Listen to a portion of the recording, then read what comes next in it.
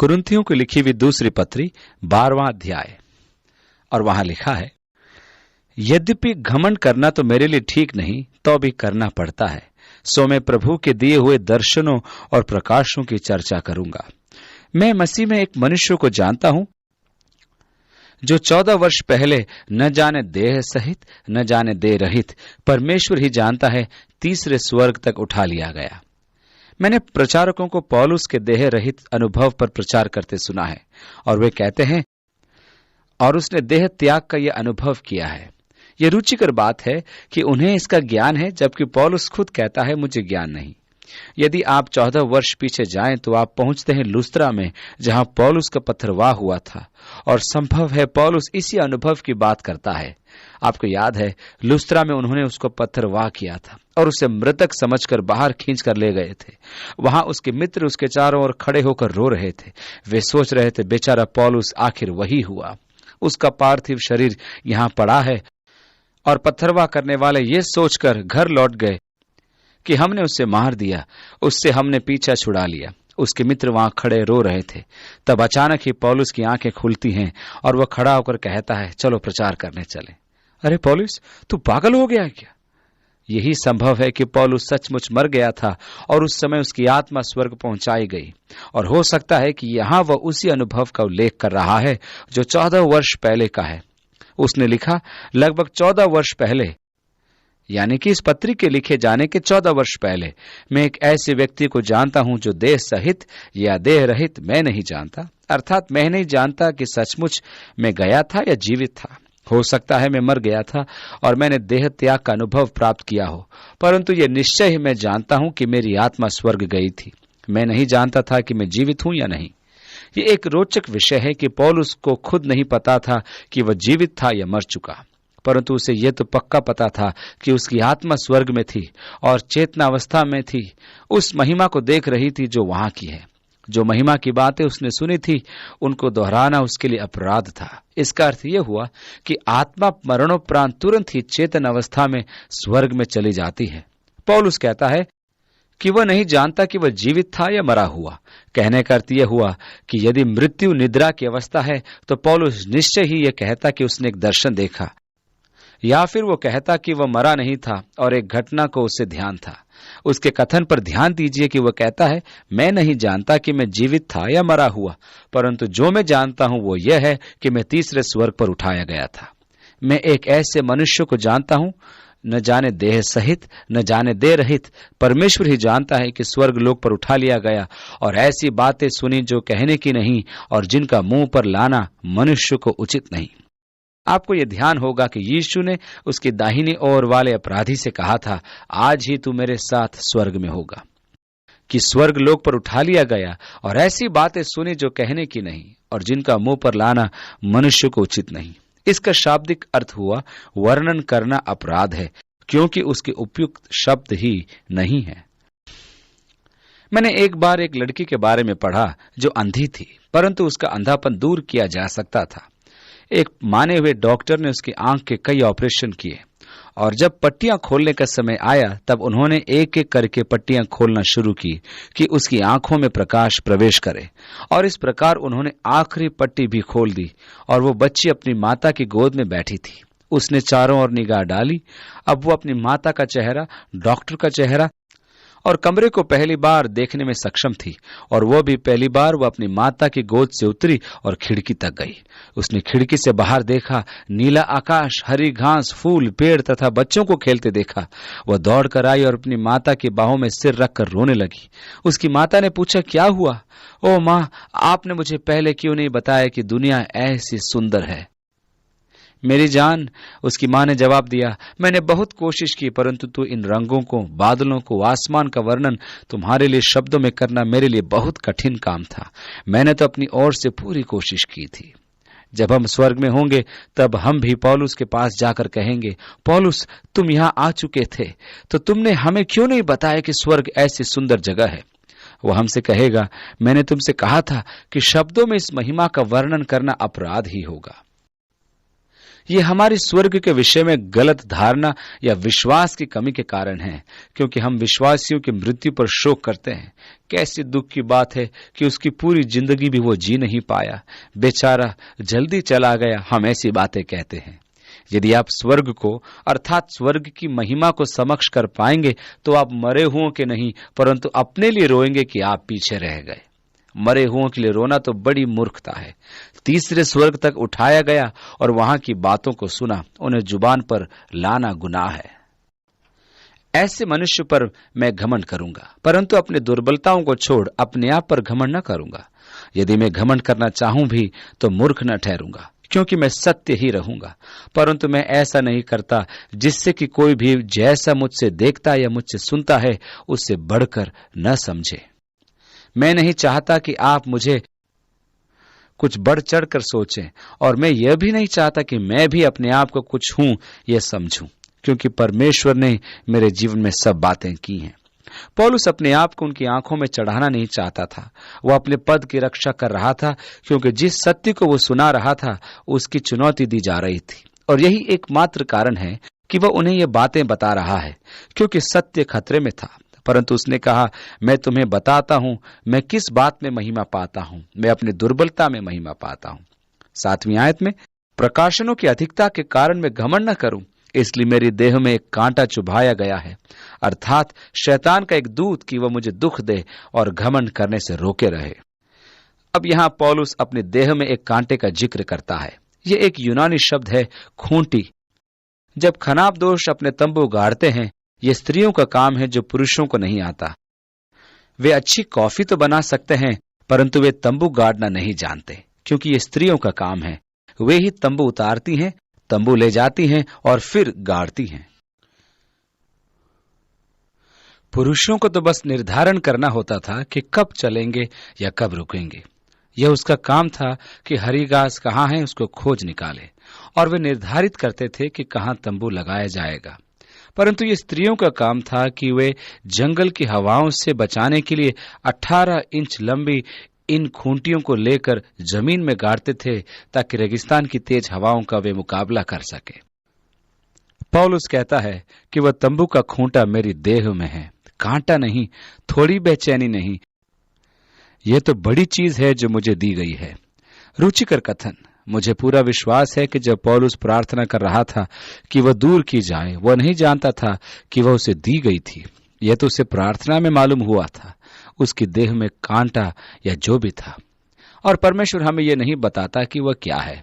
और मैं सोचता हूं कि यह जानबूझकर हमें नहीं बताया गया कि देह में वह कांटा क्या था। संकेत हैं, कुछ लोगों ने अंदाज लगाए हैं। कुछ लोगों का विचार है कि यह आंख की बीमारी थी जिसने पौलुस को ऐसा बना दिया था कि देखकर ही बुरा लगे। कुछ लोगों के विचार में वह ज्वर था, एक विशेष रूप का जो एशिया में होता है, जिसने उसको इतना कमजोर कर दिया था कि उसे निरंतर सिर दर्द रहने लगा था।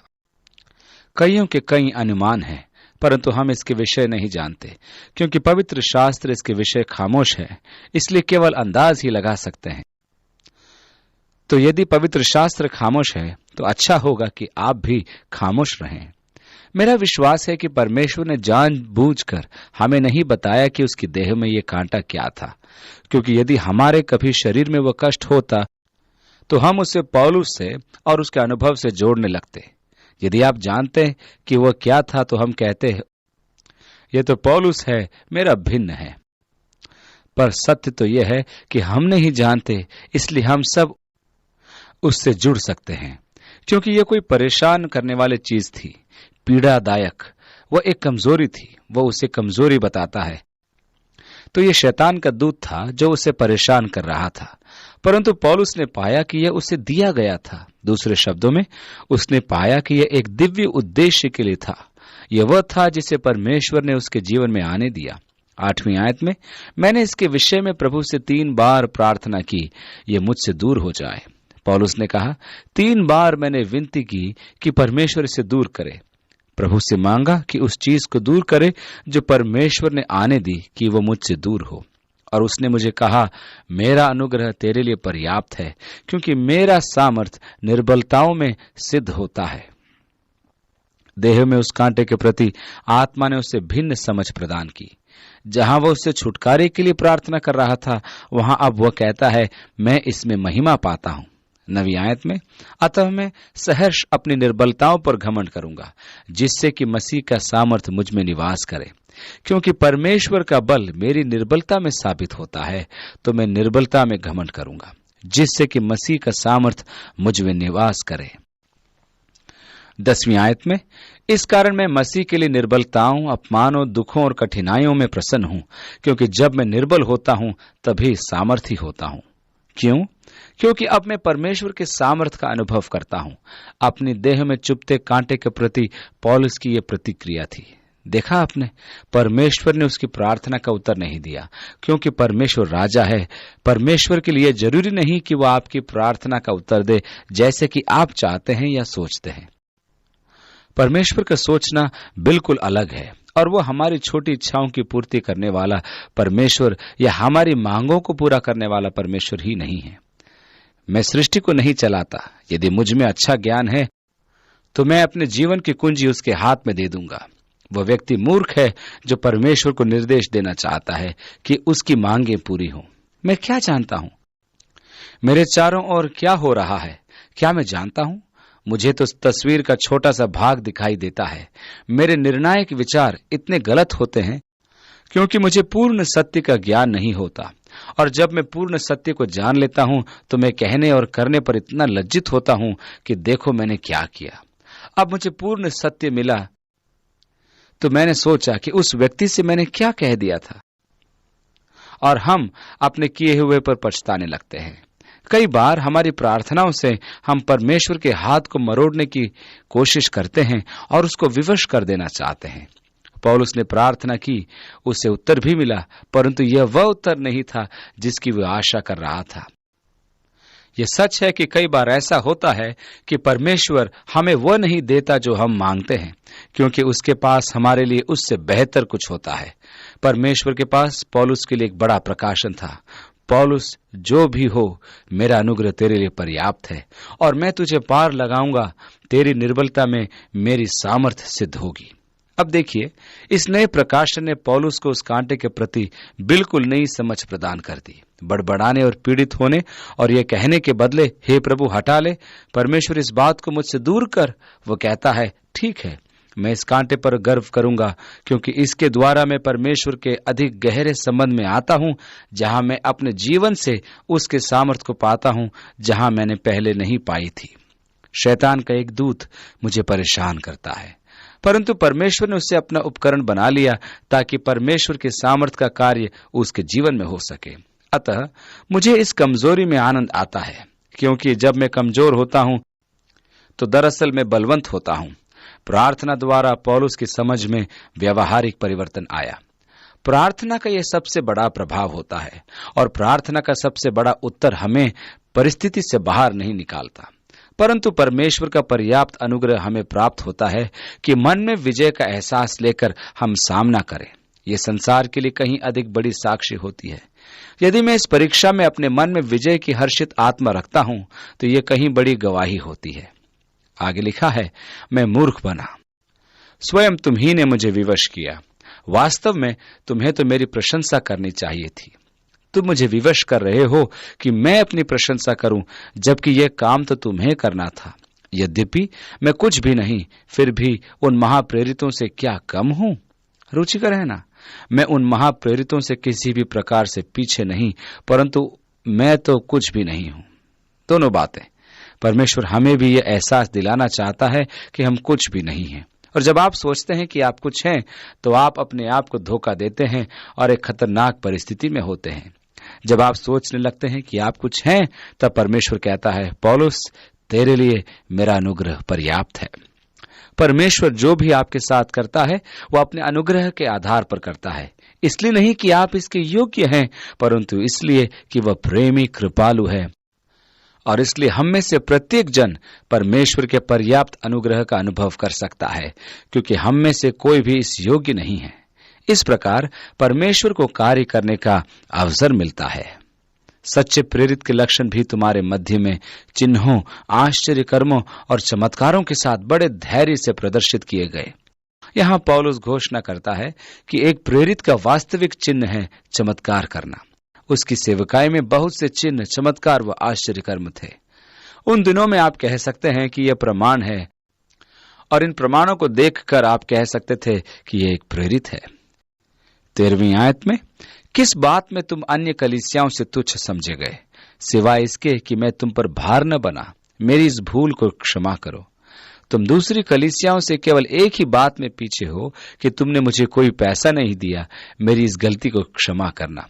परंतु देखो, अब तीसरी बार मैं तुम्हारे पास आने को तैयार हूं, और मैं तुम पर बोझ न बनूंगा, क्योंकि मैं तुम्हारी किसी वस्तु को नहीं वरन तुम्हें चाहता हूं। मुझे पौलुस की यह बात बहुत अच्छी लगती है। मैं यहां धन कमाने के लिए नहीं, परंतु इसलिए आया हूं कि मैं तुमसे प्रेम रखता हूं। मुझे तुम्हारी संपत्ति नहीं, पर मैं तुम्हें पाना चाहता हूं।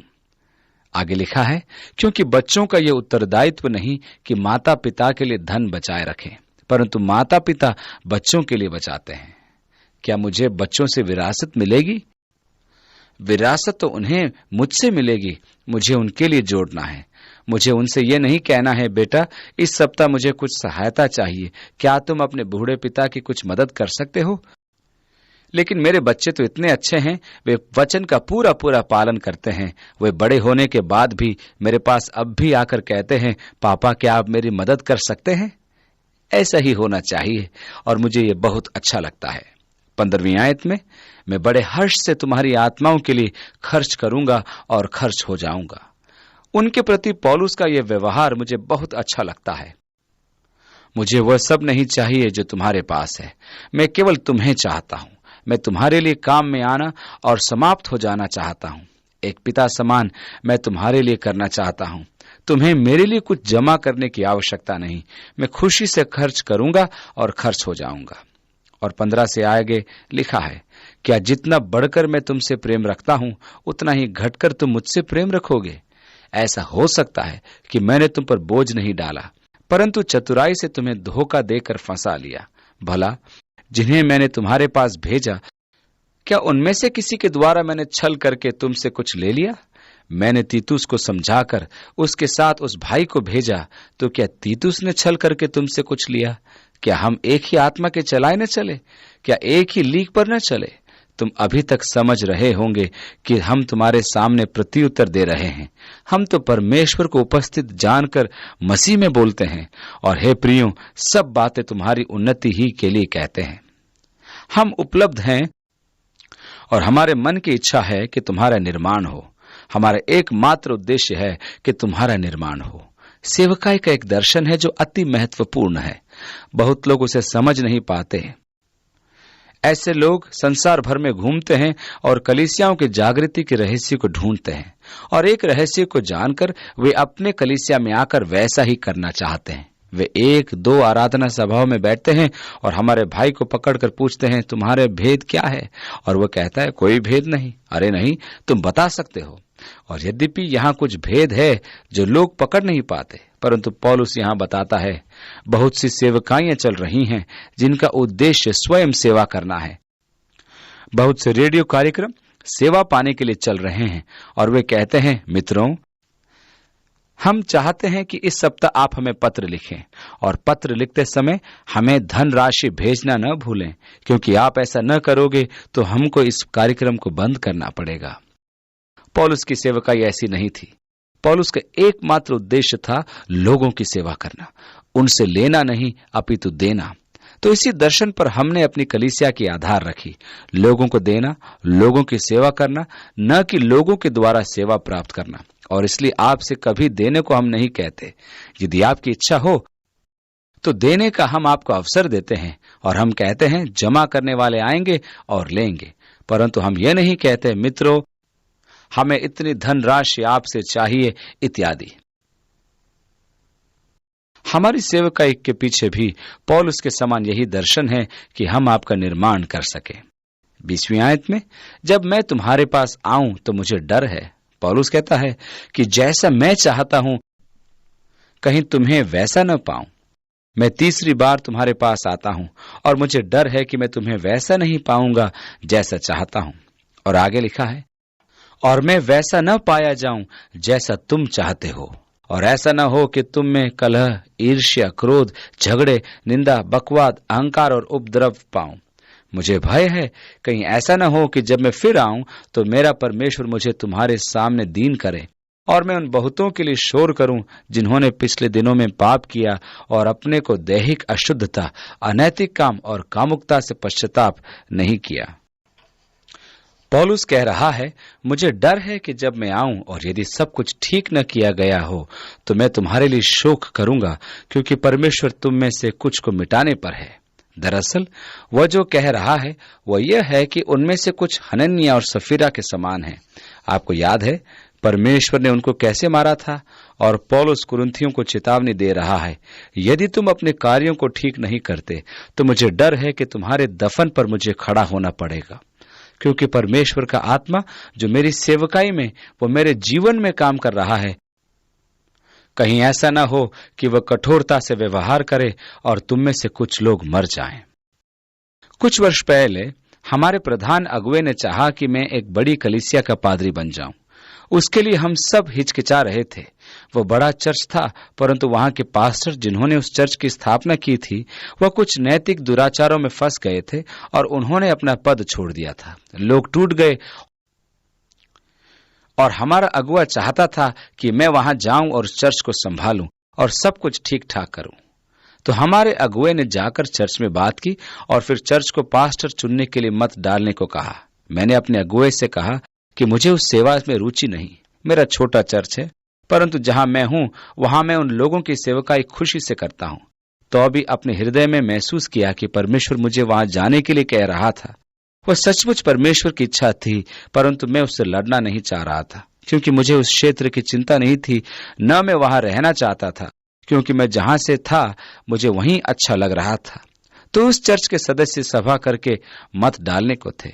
मेरे अगुवे ने मुझसे कहा, तो क्या ये आपके लिए ठीक रहेगा कि मैं आपका भी नाम दे दूं? मैंने कहा, जब मुझे जाना ही नहीं है तो हाँ ही समझो। मैं तो अब भी यही चाहता था कि वहां नहीं जाऊं। उसने कहा, मैं आपको जाने को विवश नहीं करूंगा, परंतु मत के लिए आपका नाम मैं रखना चाहूंगा। तो मैंने अपनी पत्नी से कहा, हम परमेश्वर के सामने एक शर्त रखते हैं कि यदि मैं पहली बार में ही एक मत चुना गया तो यह परमेश्वर की इच्छा होगी और मैं जाऊंगा। मुझे ऐसा लगा कि मैं इस प्रकार अपनी चाल पर पर्दा डाल रहा था कि मैं जाना नहीं चाहता। फिर भी मुझे लग रहा था परमेश्वर कह रहा है, जाओ। हमारे पास बोर्ड के चेयरमैन का फोन आया और उसने कहा, पास्टर, हमारे चर्च ने आज रात अपने लिए नए पास्टर के चुनाव हेतु मत डाले और पहले ही मतदान में आपको निर्विरोध चुना गया है। और मैंने कहा, क्या सचमुच वो एक मत था? उन्होंने कहा, हाँ। तब मैंने अपने पत्नी से पूछा, अब हम क्या करें? उसने कहा, लगता है हमें जाना ही होगा। तो हमने वहां जाने की तैयारी। जिस रविवार हमें आराधना आरंभ करनी थी, उसके पहले उस बुधवार की रात को चर्च की एक महिला ने यह फैसला किया कि वो लोगों को जमा करे और अपने पुराने पास्टर को साथ दे कि हमारा आना रुक जाए। तो उसने चर्च में ये राजनीति आरंभ कर दी और लोगों को एकत्रित करना आरंभ कर दिया कि हमारे विरुद्ध उनको करे। उसी बुधवार की रात हमारे रविवार को जाने से पहले एक कार दुर्घटना में उस महिला की मृत्यु हो गई। एक अति रुचिकर बात, क्योंकि मुझे निश्चय इस पौलुस के समान परिस्थिति पर विश्वास था। मुझे तुम पर शोक होगा यदि मैं आकर तुम्हें ऐसी परिस्थिति में पाऊं, और मैं सचमुच तुम पर शोक करूंगा। यदि आवश्यकता पड़े तो परमेश्वर अपनी कलीसिया के हित में अत्यधिक कठोर हो सकता है। दूसरे कई अवसरों पर भी ऐसी घटनाएं हुई। मैं नहीं कहता कि मैं पौलुस हूं या मैं कुछ हूं, परंतु यह जो परमेश्वर का काम है और जो परमेश्वर के काम में रोड़ा बनना चाहते हैं, वो अपने आप को खतरे में डाल रहे हैं। मैं परमेश्वर के कार्य को छूने का साहस नहीं करता। मैं ऐसी और भी घटनाएं सुना सकता हूं, परंतु यह सत्य है कि जो व्यक्ति परमेश्वर के कार्य को छेड़ना चाहता है वो अपने आप को बड़ी खतरनाक स्थिति में रखता है, और पौलुस उनको इस अध्याय में चेतावनी दे रहा है।